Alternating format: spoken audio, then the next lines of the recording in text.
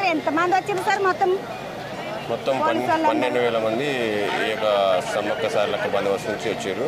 అందరూ ఇక్కడ మేము గద్దె దగ్గర ఇన్ఛార్జి, గద్దె దగ్గర 1350 మంది ఇక్కడ ఉద్యోగం చేస్తున్నారు. రిమైనింగ్ అంతా కూడా వేరే దగ్గర ఉద్యోగం చేస్తున్నారు. 1300 మంది గద్దెల దగ్గరనే ఉంటారా సార్? అవునమ్మా. మీరు ఏ ఊరికి వచ్చారు సార్? నేను నిజామాబాద్ నుంచి వచ్చాను. ఈ సార్ను నిజామాబాద్ నుంచి డ్యూటీ మీద ఇక్కడికి పంపించిండ్రు అంట సార్. మరి ఇప్పుడు 1200-1300 ఇన్ని ఉంటారు కదా, కానీ పబ్లిక్ ఇట్లా గుంపులు పోతూనే ఉంటారు ఎందుకు సార్? ఇక్కడ మనకు మామూలు గుళ్ళలో పోయినట్టు ఇట్లా లైన్గా పోనేవారు.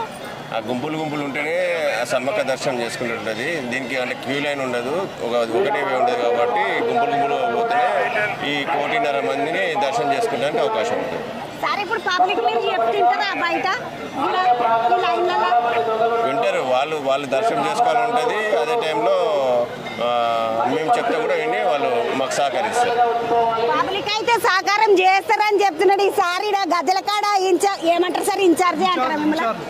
మాకు ఎస్పీ సిరిసిల్ల సార్ ఇన్ఛార్జ్ ఉన్నారు. సార్ కింద మేము డ్యూటీ చేస్తున్నాం. సిరిసిల్ల సార్ కింద ఈ సార్ వాళ్ళు అందరూ గద్దెల కాడ డ్యూటీ కాడ ఉన్నారంట. గద్దెల కాడ కొన్ని నీళ్ళు పెట్టిపోయింది సార్.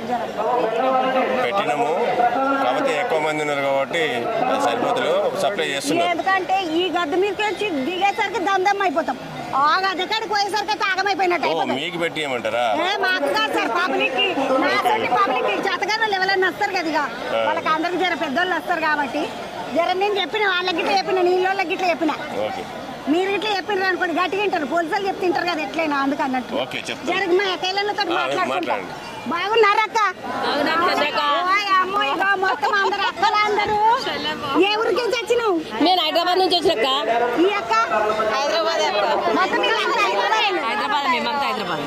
ఇప్పుడు ఇంటికాడ కూరలను విడిచిపెట్టి, వంటలు విడిచిపెట్టి, మొగలను విడిచిపెట్టి వచ్చిన డ్యూటీ చేస్తారు. ఎట్లా అనిపిస్తుందమ్మా? అమ్మవారి కోసం అమ్మవారి కోసం పూజలు చేయడానికే, సేవ చేయడం అమ్మవారికి సంవత్సరాలకు ఒకసారి కదా, అందుకని చేయడానికి మేము వచ్చాం. అమ్మ ఎన్ని రోజులు మీకు డ్యూటీ? మాకు ఇక్కడ ఒక వారం రోజులు అక్క.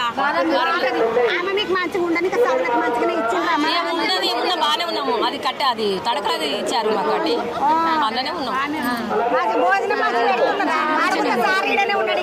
మంచిగా 2 సార్లు భోజనం, ఒకసారి టిఫిన్ బాగానే ఉంది. పబ్లిక్ సతాస్తలేదా అమ్మ? తప్పదు, డ్యూటీ అన్నప్పుడు చేయాలి కదా, డ్యూటీ అంటే చేయాలి. అందరేమో రంగు మంచిగా డ్యూటీ డ్రెస్సులు వేసుకున్నారు, నువ్వేమమ్మా ఇట్లా రంగు బట్టలు వచ్చినావు? నేనమ్మా నేను దర్శనం కోసానికి వచ్చినమ్మా. మంచిగా జరుగుతుంది. మేదరెడ్డి అని అయితే మంచిగా సాలకు మంచిగా చేసిండు. చాలా నీళ్ళ గిట అంతా చాలా మంచిగా చేసిండు. చాలా అడిగిన బస్సుల గిట అన్ని మంచిగా ఈ అక్కనే